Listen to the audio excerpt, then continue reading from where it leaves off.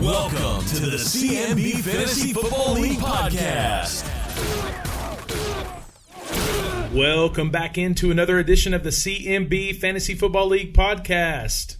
I kind of sound like, did I sound like Jordan? Yeah, a little bit. I think I said exactly what Jordan has said hundreds of times. Yes. Right, I think we're all trying to mimic Jordan. Right, yeah. I thought it sounded good. Thank you. Thank you. It's been a good week. You had a good week, Zach? Our team did not do well. Rish destroyed us, so we've had better days. Yeah, Ryan Risher. Yes. Ryan Risher, who thoroughly enjoyed the draft this year. Oh, yes, very much. Because he knew who was being picked. Yes. Which we've debated that just a little bit. The draft board, allowing access to the draft board for everybody at the draft, and some people said, I like when other people do their own prep, different things like that. The one thing I'll say about fan draft, if all you do is look at fan draft, sometimes it gets wonky. Yeah. I mean, you'll do okay. Yeah. But sometimes you're going to make some strange picks. Right. Risher did all right. He beat did. y'all this week. Vintage Gronk showed up. I texted him. I said, I didn't know that you drafted Vintage Gronk. This is ridiculous. Yeah. 4 touchdowns in 2 weeks. So I asked Risher for a text. Oh, no. For his victory. Okay. And I'll say that Rish has done better. I feel like Rish is a new man. Is this vanilla? This is not the Risher dressed up as Stone Cold Steve Austin coming into the draft anymore. Yeah. I mean, he didn't even do the handshake when Jordan showed up. That's true. Yeah, man. Risher's just... Maybe we should do he's changed his team name. Somebody needs to check on him. He's a family man. Yeah. He's selling all these houses all over town. That's right. Anyway, he sent a text. Said this. He was very kind at the beginning. Okay. It's always great to beat a powerhouse like H&F. Now, don't mind me as I shift to cruise control into the playoffs. Okay, there we go. That sounds good. That sounds like Rish. And then he put the emoji with the smiley face with sunglasses on it. Okay, all right. Cruising in the playoffs. So, 1-1, cruising into the playoffs. Yep. All right. Donut stop believing. Speaking of 1-1, yeah, Tennessee Titans. Yes. What a game. That was awesome. Very good game. I was surprised. I'm not surprised that the Titans offense can do what they do. Yeah.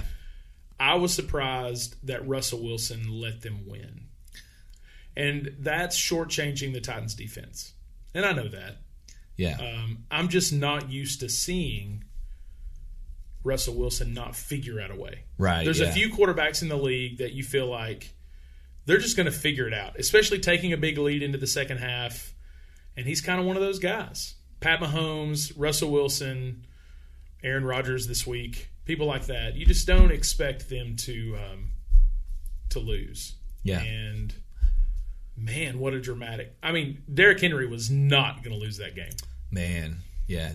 Dude was unbelievable. He just, 4 touchdowns? He had 4 touchdowns? Is that right? It's like 250 all-purpose yards. It was ridiculous. It was a lot. Yeah. Shout out to IDPs. Yes, for having Derrick Henry. And I know one of those in the league, two from our league were there, right? Yeah. Jordan and Jacob were both there. Yes. In Seattle. They have a tradition of trying to hit up the first away game of the season every year, and that's a long trek. Yeah. Derrick Henry, 35 rushes, 182 for 3 touchdowns. And he's turned into a PPR machine. Or he's caught, 9 passes in the past 2 games. Okay. So he caught 6 for 6 for 55 yards. Unbelievable. Man. 47.70 points for Derrick Henry. Get it. Man. Get it. I'm excited. Yep. Vrabel, if you haven't looked up Vrabel's post-game when he handed out the game balls. Yeah, I saw that. It was really good. That was good. And Ricky Bullock got one. Randy Bullock. Randy. I even called him by the wrong name. That dude's got to be thrilled. He's just... How about it? Yeah. Randy Bullock, kicker for the Titans. Yep. Gets a game ball with Derrick Henry. Uh-huh. It was a great game. Speaking of another thing I've really enjoyed, yeah, maybe that should just be this segment. Things we enjoyed this week. I don't know. The Monday Night Manning, Peyton and Eli Manning at Monday Night Football. I'm loving that. It's a blast, man. Like, if you haven't watched that, tune into ESPN2. Yeah, hit it up on Monday night. They go head-to-head right with Monday Night Football, and it's Peyton Manning and Eli Manning sitting in your living room just hanging out. Yep. And then the guests they bring in are just... it's a lot of fun. I love it. I mean, they've had Russell Wilson. They had Gronk came on and was hilarious. Pat McAfee, I don't know if you saw it in the fourth quarter. Yeah, I saw that. He's hilarious. Yes. So, shout out to the Mannings, because I saw that Lane Kiffin is actively campaigning for Ole Miss, Tennessee to have a Manning cast. Yes. Which would be really I think cool. it'd be awesome, yeah. Which would be really cool. So, enjoyed that this week. The ratings for that doubled. It was like 138% increase. Because I think last week, I don't know that many people knew about it. They kind of snuck it in. Right, yeah. Maybe they were just There wasn't like a ton of hype for it. Maybe they were just going to see how it worked, and if it didn't work, just let it kind of disappear. Yeah. But, man, it was great. So, go Titans, go Mannings. Let's go to the All-Pro team. All right, All-Pro team. For week 2, I know this is going to be tough, but tough to guess. The top quarterback was Kyler Murray for Pace, 40.10 points. And your top wide receiver was Cooper Kupp for Pace, 36.80 points. Tyler Lockett was next, 31.80 for Big Orange Bullies. Top running back, like we just discussed, Derrick Henry, 47.70 for the IDPs. And Aaron Jones, who showed up to play, 41.50 for Kevin. Travis Kelce, 25.15 for Tecmo as a top tight end. Terry McLaurin is the top flex spot for Greg Coe, 28.95. Top kicker, how do you say this? Gano? The kicker? Is it for Carolina? I don't know. 23.20. He's a free agent. Your top DST is Buffalo for Rish, 29 points, which we all know at H&F too well about. Mike Edwards was your top IDP, 29.50 points. He's a free agent. Go get him. Bobby Wagner for Pace, 27 points. Tyrann Mathieu, 26 for West Coast Wombats. Daniel Sorensen, 16, has a top DB. He's a free agent. And Trey Von Mullen Jr., everybody knows, 15.25, free agent, bringing your total to 417.95, coming in second place, right, from last week? 3 points from last week. Yeah, so pretty good weeks there. I'm starting to think these are high totals. I think it's going to come. I think so. I feel like upper 300s is normal. Yeah. But you get a defense that does that much. You get a Derrick Henry week like that. Yeah, so we've had 2 high-scoring weeks. Yeah. For the All-Pro team. Speaking of league rankings, which I want to say because I don't know how often I'll get to say I'm in the top 2 of the week, but I am now. Jordan Pace, week 2. Let's not overreact, but he's running away with it right now. Yes. Strong side in second place. But probably the big story is just how close Tecmo Power Runners are to the bottom. They're hanging out down there with Jordan. That is rare to see down there, for sure. So they took a very different draft strategy this year. Yes, we need to get a comment from them about their strategy, see if they still like it. But, it's interesting. They're down there next to last place. And, again, this is week 2, going into week 3. We don't overreact yet. Everything changes. Right. Still a lot of football, even more this year with the extra game. I'll have to look back, but I feel like the ice bucket, the person that gets the ice bucket typically has around 3 wins. Maybe 4, usually 3. Yeah. So if you can get through the first 4 or 5 weeks and go 4-1, 3-2, yeah, you're probably shifting yourself out of ice bucket range. Yeah. Even if you kind of fall apart a little bit. Yeah. But it's those teams at 0-2 right now that are still – and, man, I mean, Tecmo changes their strategy. Maybe they got a really cool idea for the ice bucket. Maybe they just got a good plan. I like it. An ice bucket from CrossFit 2237 or something. I don't know. Yeah.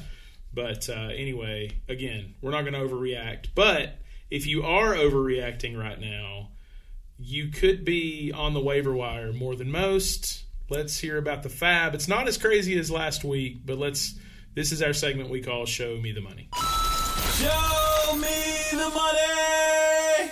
Yeah, for fab this week, I mean, there wasn't really much going on spending wise. There's one player that a lot of people spent money on that had competition, and that was KJ Osborne for Minnesota, the wide receiver. And they ended up a $21 bid won KJ Osborne to East Coast Wombats. And then there were just a couple other ones. Mike Edwards got $6. He's a safety for Tampa. He went to Kevin. Taron Johnson, a cornerback for Greco, $2. And then we got Ronnie Harrison Jr. for $2. And that's it. That was all the money that was spent. Can you see who competed for Osborne?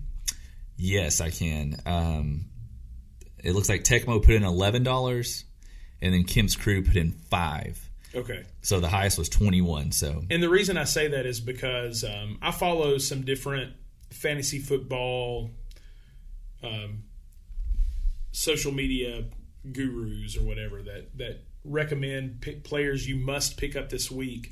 And this morning I saw that KJ Osborne was the must pick up. This is the guy you have to pick up this week. So really? To hear that Reed, Jeff, and Jake were the three that put fab on that guy, that makes sense to me, because those are three guys that are probably reading those things, checking it out, staying on the research, and they were the three that competed for him. So yeah, it's the first time I've heard of him. So you don't follow who I follow on TikTok? I guess not. Yeah, no.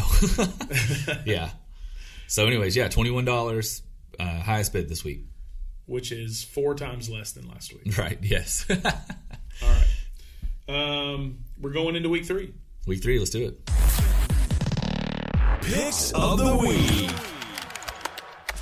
Zach, let's start picks of the week this week with the number 1 team in the league. Let's start with Pace in your face versus Kevin White. Kevin White, who had a big week last week. He did, man. So I don't know if this is Ross and Reed's team or Kevin White's team. Sponsored by Ross and Reed. Yeah. Now, Kevin did send a list. They did draft from the list as much as they possibly could. Yeah. Kevin made some moves, changed his kicker, did some things. But we're going to make that pick. But first, you talked to Jordan Pace, who was also at the Titans game. So a lot of things to cover. Let's talk to Jordan first. We'll get his pick in our Call of the Week. It's time for the Call of the Week. We are joined by the hottest team in the CMB Fantasy Football League, Jordan Pace. How are you doing? Hey, I'm doing well, Zach. I think that's the first time in my 10 years in this league, or longer than 10 years now, that I've heard someone refer to me as that in CMB. So it feels good. Yeah, I thought you might like that intro. So before we get into how well your team is doing, quickly take us back to Sunday. I saw that you were at the Titans game. How did that go? Oh man, it was great. Yeah, we've made a habit of the last 7-8 years, with 2020, the COVID year aside, of course, we've gone to the first Titans away game. So we've been to probably 7 cities now at this point of traveling to those away games. And I think Seattle, like the stadium experience and like the Seattle fans combined for probably the best overall game experience. And then them pulling out a win, the Titans in overtime. Just, I don't know, didn't see that coming at all. I don't know about you, but I did not think that they would pull that win out.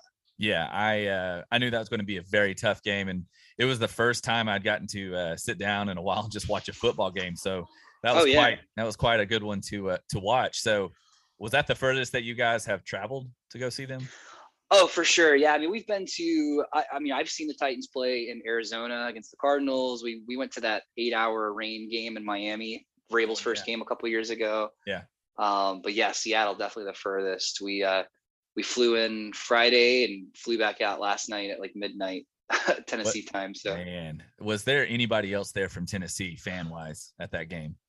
I don't know what it is. I don't know if it's the Julio factor. I think it definitely is the Julio factor, because I saw a lot of two-tone blue number 2 jerseys. There were a lot of Titans fans there. I was like shocked. Not in our section, but in other sections, I saw people at tailgates. I saw people, both flights, the flight there and the flight home, just full of like people in Titans clothes. A lot of people yelling "Tighten up." It was interesting for sure. I feel like the Titans need to give you guys a suite or some tickets or something. I mean, that's some dedication right there. I think they need to be put on notice somehow. Yeah, they are definitely aware of our trips. Nate Bain, who we actually had on this podcast. Remember, we interviewed the Titans social media manager. Even before that interview, he and the Titans, like Tennessee Titans official, at Titans Twitter, followed, Jordan Pace 13 on Twitter. So they're aware of the group.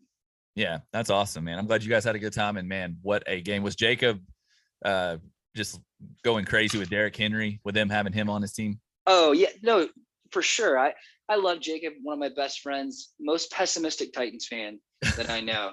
So the whole way there, I mean, after the Titans lost to the Cardinals, he was already, you could hear the comments of him saying, there's no chance that the Titans win next week. This is a pointless trip. And, why are we even going? And he was saying that up until about 8 minutes into the fourth quarter. I think that's at the point when Derrick Henry broke off that 64-yard run. Yeah. And I mean, he looked at me dead serious and said, never had a doubt. So he was going nuts. I was tracking his win because I think at that point he and I, IDPs and Pace in Your Face, we had both locked up wins at that point. So it was kind of gravy. And so he, I was just watching his Derrick Henry total skyrocket. Man, what a huge week. That was awesome. Yeah. So moving on to fantasy. So not sure if you're aware of this. You probably are, but who the number one quarterback is in all of fantasy. Oh, it's Kyler Murray. Yeah. And the number one wide receiver. Cooper Kupp. Yeah. And the number one IDP. It's probably Wagner. Yeah. Bobby Wagner, who all three of those guys are on your team. So, I mean, man, what a draft for you. What do you think went different this year for you than in the years past? I truly let the board fall. I had a couple of strategies in mind. So this year was different, and I'm probably giving a little bit too much info for Jake for next year's mock draft. But the way I did things this year is I created in the weeks leading up to the draft about 4 or 5 strategies and kind of ranked them in tiers of, ideal, this is what I would want to happen. And that first strategy fell off the board pretty early. I thought for some reason that Travis Kelce, or Kels as he says it's correctly pronounced, thought that he would fall to 12 overall. That was incredibly naive of me. And I still kind of think that had he not gone to Tecmo, that he would have fallen. That's how I really wanted the board to fall. And so then I just kind of updated my strategy to Eckler, my guy, got him there at 12, and kind of just let everything come as it did and let the board fall to me. Right. Yeah. I mean, 2 weeks in a row of just, mammoth games from your team. I'm looking at your draft right here. You took Austin Eckler, Calvin Ridley, Cooper Kupp, and then Kyler Murray with your first 4 picks, and all 4 of those have hit so far. T. Higgins, he's fallen off a little bit, right? I haven't kept up too much with him. Big first week. He had a touchdown last week, so still in the double digits each week. But yeah, he's a flex guy for sure. Yeah. So it definitely helps when you get all those picks hitting like that. And Eckler, actually staying healthy this year, that helps you as well, right? Yeah, for sure. I've always been an Austin Eckler fan. That's who I wanted there at 12 anyway. I will say I was pretty nervous when Jake had mocked you guys H&F to take Eckler there at I think you guys were picked 10. Yeah. So when Zeke somehow fell to you guys, which was just, criminal almost. When that happened, I was like, I think there's a chance. So, was really happy to snag him there. Cooper Kupp was kind of the wild card pick because I've never had any shares of Cooper Kupp before. I know it's always smart, right, to have any share of the Kansas City offense and definitely the Rams offense. So that was kind of my flyer pick. I had no intentions of taking him before the draft, but when he was there, I was just like, go for it, Right. Yeah. That's what I was going to ask you about, was getting Cooper Kupp there. Did you face any other kind of tough decision in the draft that you can think of? Yeah, I think I also did this thing that I don't do in the past, where I drafted a quarterback in the top 5 rounds. So I took Kyler in the 4th round, and I'm trying to think of who the quarterbacks were that came off the board first. I want to say it was, Mahomes in the 1st round, obviously. Then I think Josh Allen, he may have been the 4th. No, I think Lamar. Yeah, it looks like Lamar went to Kevin in round 3. So I kind of sensed, okay, there's a run on quarterbacks clearly coming. Might as well, hit that position now.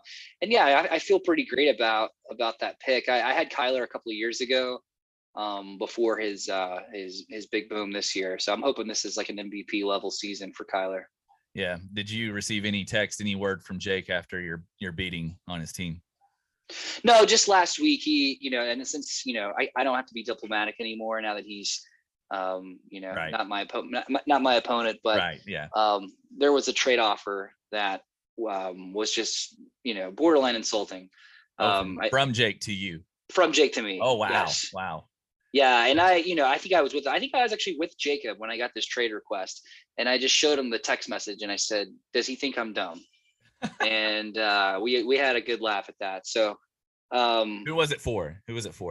Just I don't want to get into specifics. Oh, come on. It was a player for player. Oh, and gosh. these things won't matter in the end. Right, but when you guys join up, it won't matter. I understand. I will just say the player that he asked for is what I called at the draft night, the James Robinson of 2021. Okay. Got it. So, being at the draft, and I feel like that you've set the bar for the ice bucket. What did you think of the ice bucket this year?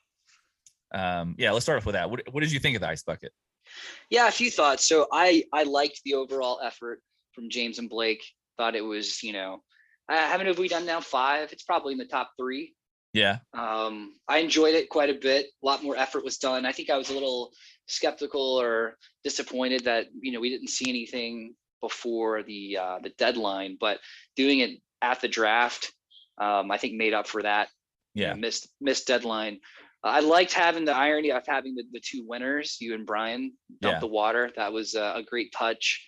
Mm-hmm. And I kind of feel like almost all these punishments now need to be done in front of the rest of the league. I don't know if video will cut it anymore. Right. Yeah. Do you think, I know Suggs brought this up at the end of the last podcast. Do you think that we should change the ice bucket or keep it? What is your opinion on that? Yeah, I think, did we originally do the ice bucket because of the ALS challenge from a couple of years ago? Remember that whole thing where you Yeah. And just to keep people from tanking basically and keeping up with your team. You don't want to get in last place, Yeah. I mean, as somebody who's gotten the ice bucket, the ice bucket, yeah, it hurt. My dad threw multiple buckets on top of my head, and I think I had a concussion that was undiagnosed, but that itself is not fun. The worst part is just, being that team that's dead last in the league. And, especially at the time hosting a fantasy football podcast, I'm supposed to be not an expert, but I'm supposed to know what I'm doing. And you finish last place. So it's a bigger hit to the pride than it is to the head. Right. I will say, I don't think I have any better ideas for the loser, but I am totally open to changing that punishment. Yeah. So this week you are facing off with Kevin, who both of you guys, both of your teams, put up the 2 highest point totals in the league last week. So what are your thoughts on your matchup with Kevin this week? Yeah, Kevin's got a great team. I can't remember how he finished. I think he's 1-1. I can't remember what happened with his week 1 matchup, but Kevin had a big week last week. Aaron Jones happened. Aaron Jones happened. I feel like that's sneaky. One of Kevin's boys is usually Aaron Rodgers, but definitely some player on the Packers. He's got Tonyan again this year, or Tonyan rather. So yeah, he kind of lives and dies by the Packers. It looks like. The thing I'm really concerned about is AJ Brown has a case of the yips. Yes. He dropped a couple passes in week 1. Last week against the Seahawks, I think he had 4 drops, very uncharacteristic of AJ Brown. Right. So I'm just totally nervous. He's going to have a huge bounce back week against the Colts, who, their defense is just terrible right now. They're giving up you saw what Cooper Kupp did against the Colts last week. So I'm just nervous that same thing's going to happen with AJ this week. I'm not feeling good about this one. I'll just say it. So who are you picking between you and Kevin? Oh, I'm still going to pick pace in your face. I mean, this is a 16-0 type of campaign we're going for here. So, ooh, man, I'm picking pace in your face. I didn't say that. I didn't say 16-0 is going to happen. I'm just saying that's what the goal is at this point. I like it. All right. Well, before we let you go, is there anything that you're looking for trade wise? Not to be insulted, but a respectable trade offer. Is there anything that you need? Yeah, nothing insulting, but pace in your face. I think it's been noted is in huge desperate need of a tight end. We've got a pretty well-rounded squad here. Almost every position has posted double-digit points, IDPs included. The first 2 weeks, tight end is we're missing the mark there. So if you have any offers for your number 1 or your number 2 tight end, send it my way. And any players open for trade. All right. Well, you heard it here first, guys. Pace needs a tight end, don't we all? So anyways, Pace, thank you for joining us, and keep it going in week 3. Yeah, thanks, Zach. All right, Matt, who do you got for this matchup between Pace and Kevin? Well, I'm going to go with Jordan Pace. I think you go with a hot hand right now. I mean, he's got a lot of players that are just smoking hot right now as far as fantasy points. A lot of the number 1s, right? Yeah, like we just mentioned, he's got the top quarterback, top wide receiver in Cooper Kupp, and he's got the top IDP. So I agree. Bobby Wagner. Yeah, Bobby Wagner. So it's tough to go against him. So I think I'm going to pick Pace as well this week on that matchup. All right, let's go to your matchup. You guys are looking for a bounce back. H&F Industries versus ECW, who just won the Wombat Bowl. They did. So I guess they're tied now. They are. Yes. That's right. Yep. That's right. Although I would say that Matt Collins could care less about the Wombat Bowl this week, right? Yes. Shout out to Matt and Macy, who had their baby yesterday. Right. Yep. Baby Davy. Yes, baby Davy Magnolia. So congratulations to them. Matt did send me a text. He said that Davy is already a better fantasy manager than Griff. than Ross. Is I'm just kidding. He didn't say that, but I'm sure Matt approves that message. So, but yeah. Anyways, congratulations to them. We're excited for them. But yeah, we're going up against East Coast Wombats. We're going to try to make it right for the West Coast Wombats here. They got a really good team.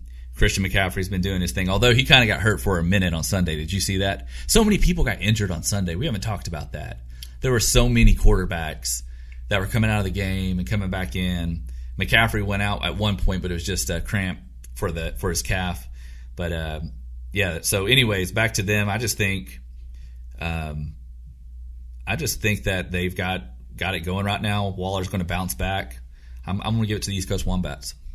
All right. Well, I'm gonna give you some love. Give my co-host some love. You guys are going to bounce back this week. I'm going to pick H&F. Both defenses are probably going to have strong days. You've got Denver going against the Jets. Carolina, who's looked really good, at Houston, who has a new quarterback. Yeah. So you have better receivers. They have Christian McCaffrey. Right. But I'm going to pick H&F this week. Yeah, we need Ezekiel Elliott to show up. That'd be awesome. Right. Yeah. So shout out to Zeke. They have Edwards-Helaire. Right. Who I don't know if he's going to show up. I hope he doesn't. All right, let's go with my strong side versus Kemp's crew this week. I'm feeling good. I'm 2-0. This is probably the week I feel the least good about. Jake didn't feel great about his team. I still think Jake always has a good team. Dak did not get it done last week. We had to rely on some other stuff to happen. Yeah. But Dak's on Monday Night Football this week. So is Hurts. You're going to be sweating it out. Those are the worst. Yeah. When you get to Monday Night Football and you've got one game to win it. Two big players like that too. Hurts has been great. Yes. And I was leery of drafting Hurts. Yeah. I think everybody was. There was all that talk of the trade and stuff like that. Really shot him down the ranks. So I think he was the last startable quarterback taken. I could be wrong, but Jake took him. He was pretty much it. So yeah. I'm going to pick myself because I have all year, and I'm going to stay on that. Yeah, I mean, just looking, Jake we haven't talked about this, the trade that was made this past week. Oh, I didn't see it. You didn't see it? No, what was the trade? It was Cortland Sutton got traded for, is it Tyson Williams? Okay. To East Coast Wombat. So East Coast sent over Williams, Jake sent over Tyson Williams, and then East Coast sent over Cortland Sutton to Jake, who Jake just lost Jerry Jeudy. Right. So it made sense. But, man, did Sutton have a week. That guy went off. He had 9 receptions for 159 yards. Wow. Giving him 24.90 points. So good rental for Jake there. And East Coast getting the running back Tyson Williams. I hope he does terrible this week. Yeah. For the record, I know they got like a running back by committee. I hope they keep that up and it's not his week. So who's your pick? So anyways, yeah, I'm I'm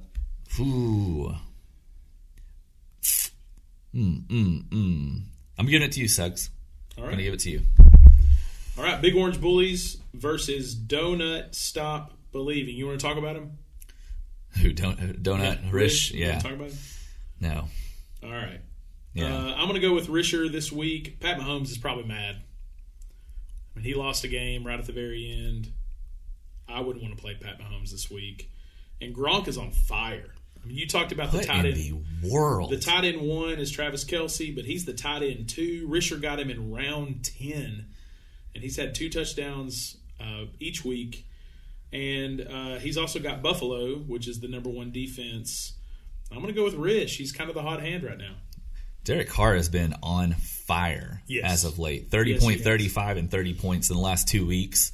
I think this is, and I'm not trying to disrespect Rish since he just destroyed us, but I'm going to call this my lock of the week. Whoa. I'm giving this to the Big Orange Bullies. Easy. Should we play the Stone Cold? Yeah, let's drop it. And that's the bottom line. What?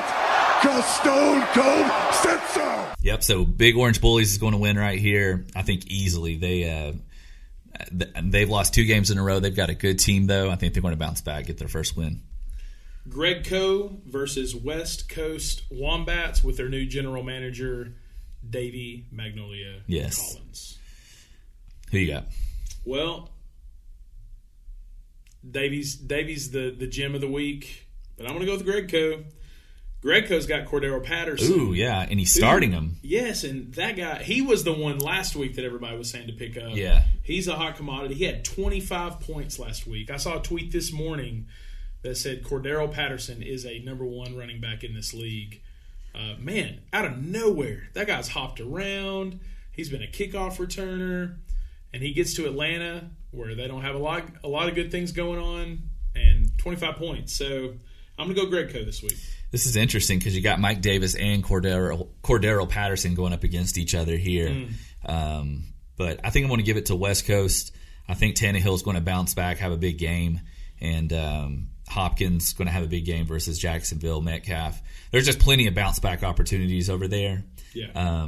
But I will say, hopefully Dalvin Cook can get it going for Greg. He hasn't been like amazing yet. He's been pretty good. But I'm going to give it to West Coast.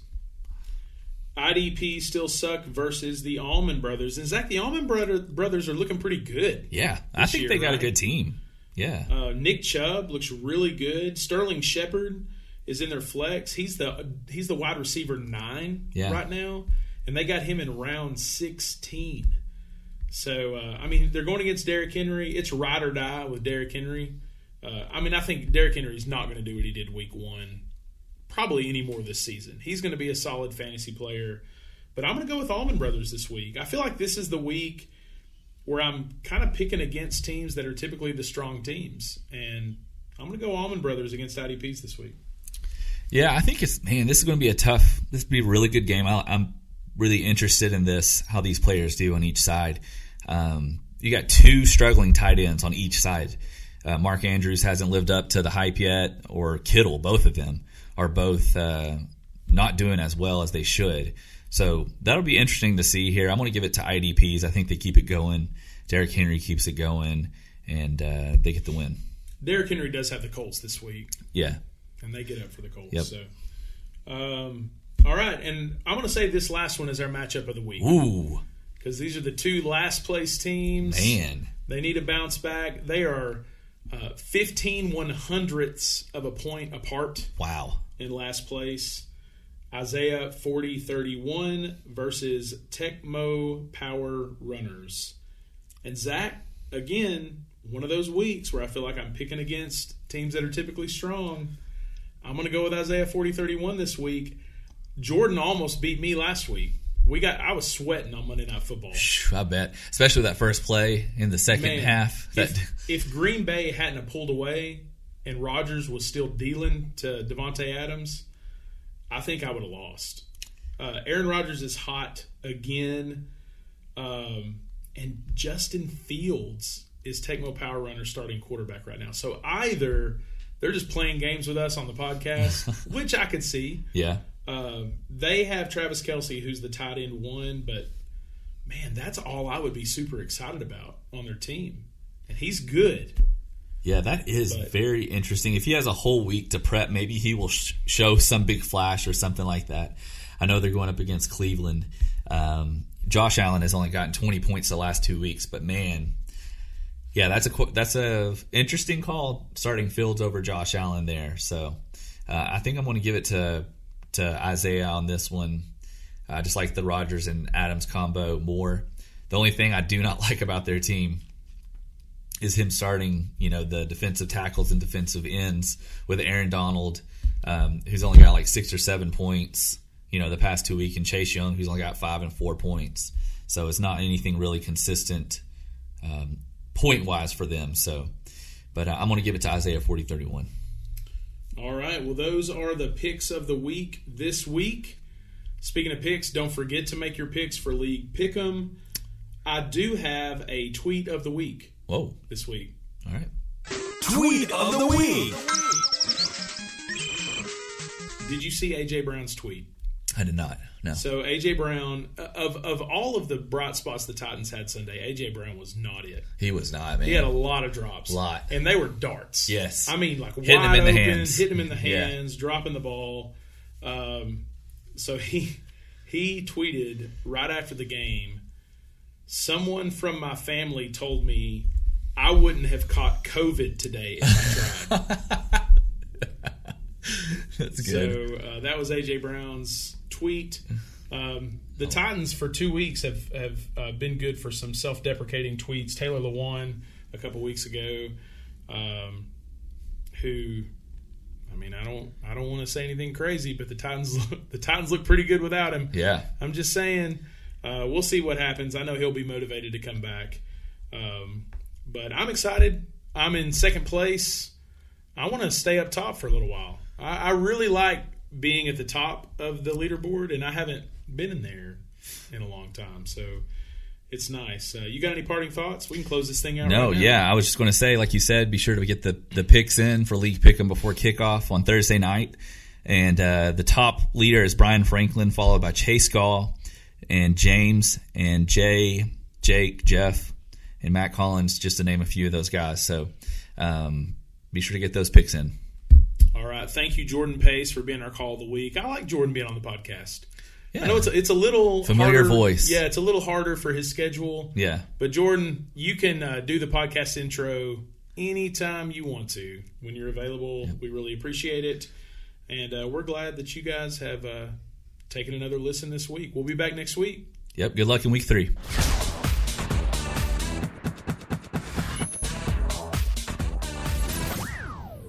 Borderline insulting.